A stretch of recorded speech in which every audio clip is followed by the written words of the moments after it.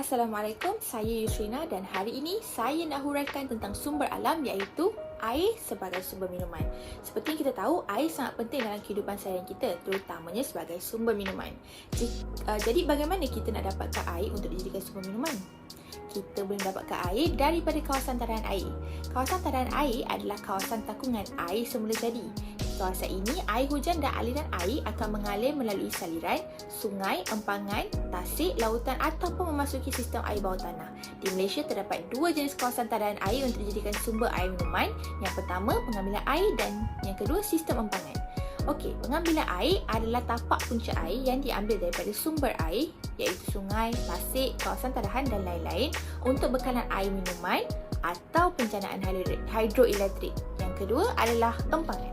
Empangan adalah takungan yang dibina untuk menakung air dan takungan yang dibentuk berfungsi sebagai penampang banjir dan juga sebagai sumber bekalan air bagi menampung kegunaan harian manusia, industri dan aquakultur. Sebelum air semula jadi ini dihantar kepada kita, air tersebut akan melalui proses rawatan air terlebih dahulu. Proses rawatan air berfungsi sebagai proses pengasingan bahan pencemar untuk dijadikan air minuman yang bersih dan selamat.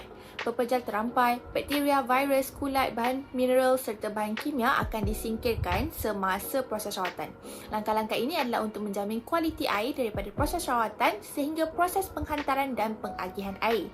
Baki bahan disinfeksi yang dibenarkan berada dalam air yang telah dirawat adalah untuk membunuh bakteria dan patogen dalam proses tersebut. Air mentah dirawat melalui beberapa langkah seperti pengudaraan, pencampuran bahan kimia, koagulasi, flokulasi, sedimentasi, penapisan dan akhirnya disinfeksi dengan bahan kimia tambahan sebelum disalurkan kepada pengguna.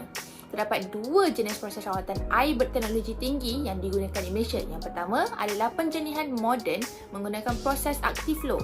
Rawatan konvensional lengkap dan sistem penjernihan ini mengambil masa kurang daripada 30 minit. Fasa 2 loji rawatan air Sungai Selangor adalah loji rawatan air pertama menggunakan proses penjernihan active flow di Malaysia. Yang kedua adalah kaedah penjernihan menggunakan proses pengapungan udara terlarut iaitu DAF.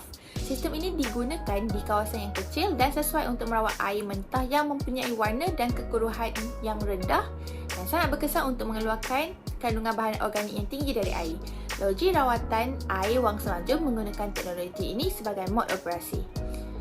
Proses rawatan air kumbahan pula adalah kaedah pengurusan air yang penting. Kandungan utama air kumbahan adalah sisa najis yang mengandungi pelbagai mikroorganisma yang berbahaya seperti bakteria, virus dan parasit. Rawatan ini melibatkan pengurangan kandungan air dan pengasingan sisa buangan. Kaedah rawatan air kumbahan dapat dikelaskan antara fizikal, kimia dan biologi. Fizikal adalah kaedah rawatan yang menggunakan aplikasi kekuatan fizikal untuk merawat kumbahan. Ini termasuklah kaedah pemeriksaan, pencampuran, pembekuan, pemendapan, penurasan dan pengapungan. Proses kimia pula adalah kaedah rawatan penyingkiran atau penukaran bahan pencemar dengan penambahan bahan kimia atau tindak balas kimia.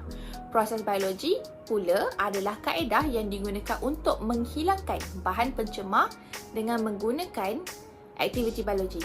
Bahan organik yang terurai membentuk gas yang dilepaskan ke atmosfera dan disingkirkan secara pemendapan. Selain digunakan untuk tujuan minuman, air juga boleh digunakan untuk tujuan penghasilan makanan. Apa yang saya maksudkan penghasilan makanan di sini adalah untuk tujuan pertanian. Di negara kita, sektor pertanian merupakan satu sektor yang sangat besar dan amat memerlukan air. Jika kita lihat, kebanyakan tanah-tanah kering dan kontang di dunia yang terdiri daripada gurun-gurun tidak terdapat sebarang tumbuh-tumbuhan. Hal ini menunjukkan bahawa air memainkan peranan yang sangat penting untuk tumbuh-tumbuhan. Keperluan air oleh tanaman adalah berbeza mengikut jenis tanaman tersebut. Ada tanaman yang memerlukan air yang sangat banyak sepanjang tahun untuk membuahkan hasil. Ada juga tanaman yang memerlukan air yang sederhana banyak dan ada juga tanaman yang memerlukan air yang sedikit. Padi memerlukan air yang banyak untuk menghasilkan beras yang mencukupi sepanjang tahun.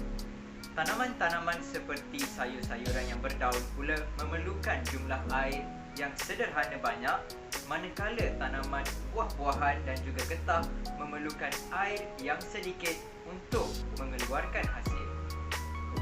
Kandungan air di dalam tanah adalah berbeza mengikut jenis tanah.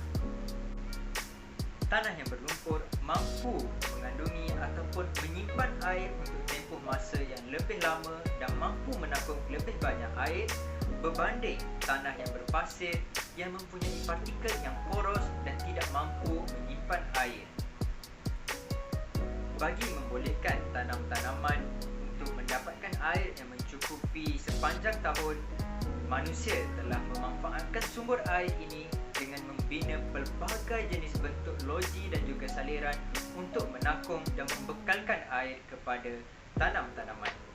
Di Malaysia pula terdapat pelbagai jenis pembangunan infrastruktur yang dibina oleh kerajaan bagi membantu sektor pertanian dalam mendapatkan air yang mencukupi kepada tanaman. Antaranya adalah pembangunan KADA di Kelantan.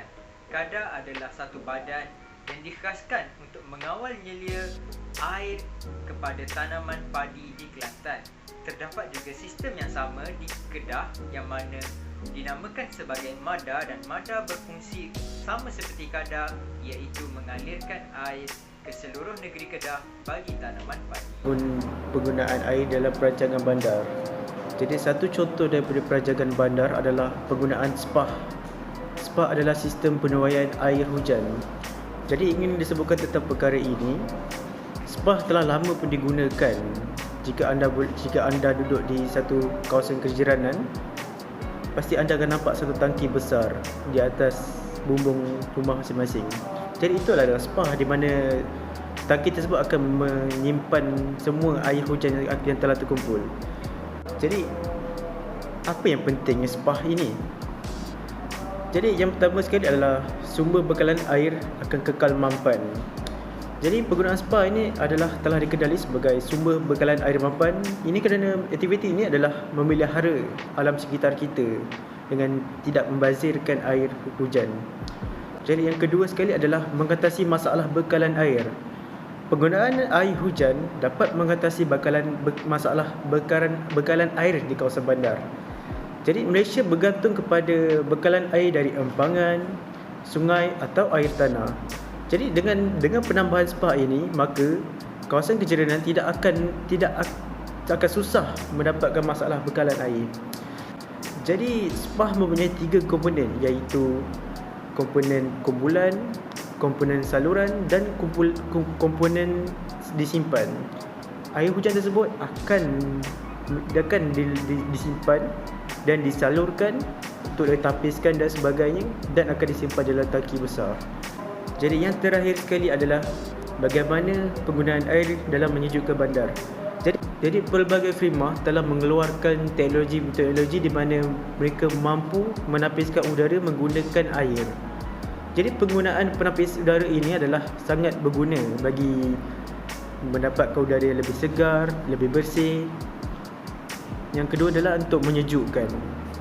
Jadi benda inilah terlibat dalam penggunaan air bagi menyejukkan bandar. Sekian sahaja daripada saya. Assalamualaikum.